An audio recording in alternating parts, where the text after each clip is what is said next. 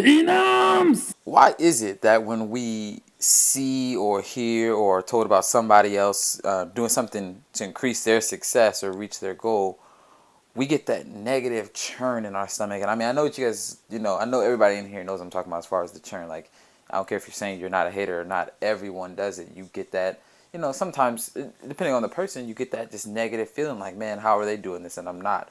Or whatever it may be. But I mean, we don't like to admit it. I never like to admit it either.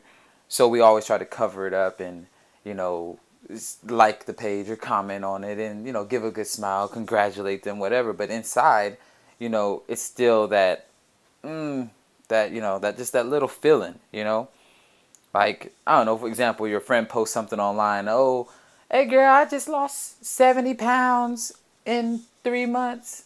And you might like it and comment it and be like, oh, hey girl, you did it too, great. But really in your mind, you're saying, looks like she gained 100, because it makes you feel better. It makes you, feel better about the situation you're in. Maybe you hadn't lost all the weight that you were hoping to lose in that amount of time. Maybe you were working out with her and she lost more than you or whatever. I mean, it applies to guys too. But I mean, just saying, half you people out there that are posting about haters are haters yourselves. So I'm just saying, take a look at your mirror, in the mirror sometime, whatever.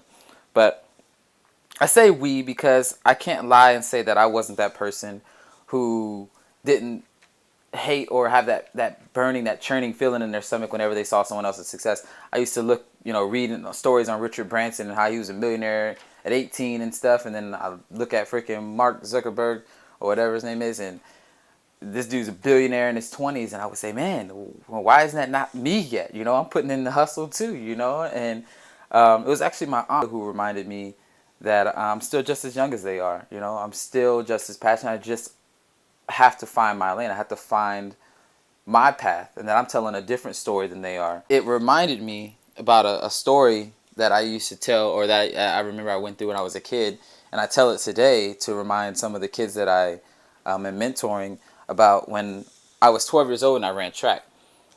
But I had the biggest issue. I would run in practice. I was the fastest kid in the school, and I was well known as the fastest kid in the school because if you time me when I was going by myself, I would burn everybody in the 50 to 100 yard dash or whatever.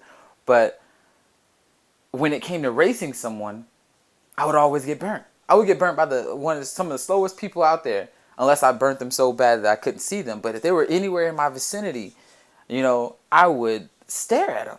I had the biggest issue. I just stared at them. And my coach would just be like, dude, you really have to stop staring at your opponents when you're racing. It's slowing you down. And it took, like, I don't know how many weeks of training for them to literally say, focus on your lane. And even when I did, I still would peek out my corner of my eye to see how close they were getting to me. And then by doing that, I would take the focus off my legs, focus off my lane. And it screwed me up every time, basically. But finally, in practice, I had got it down. But, when it came down to the track meet, whatever, it all went to crap. And I started looking at the person next to me again. I was getting burnt. You have to train your mind to think like this. It doesn't come easy to think about yourself and your lane. Now, I'm not saying that you don't see other people or you're egotistic or you're just thinking about yourself. No. There's other people around you at all times, of course. There's people in your lane that you want to help get to a place of success as well. But when it comes to comparing yourself to other people, you have to remember to stay in your lane. To remember that you cannot be compared to anybody but yourself. So just like I had to train my mind in track, you have to train your mind in life and in business or sports or health. You have to remember to focus, because you can't find who you are by staring at someone else. It wasn't until I found my lane and focused on it that I found out who I truly am and what I love to do. And that's where my company came about. If you focus on your lane, there will never be any disgust for anyone else's. I think today as the person that I am, that I've grown to become, I show more enthusiasm for people's success than anything. And it's an overwhelming love. It's an overflowing love for what they do because I like to help them. Now, I'm not saying I'm in the greatest position in the world, but the thing is that I don't have to be. I love what I do. I wake up, I love my company, I love my team, I love the people who are around me, I love my supportive family and friends.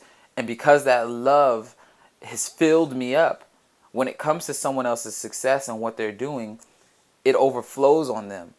And that's what the point that where you have to get to. I think I genuinely love to see others' success. So my advice to from just from me, just a regular business owner, serial entrepreneur, genius in some people's minds, whatever you want to call it. I honestly say, the first step to finding your success and finding who you are is to find your lane and then focus on your lane. Focus on becoming who you are, what you want to do, who you want to be, all the way down to the color of your toenails, to the way you walk, to the way you talk. Figure these things out, because when you figure these things out, you become more comfortable with yourself and more confident in yourself, and you'll find out that you become less of a hater when you see someone else doing big things. And honestly, if I can do it, so can you. So can you. Phenoms!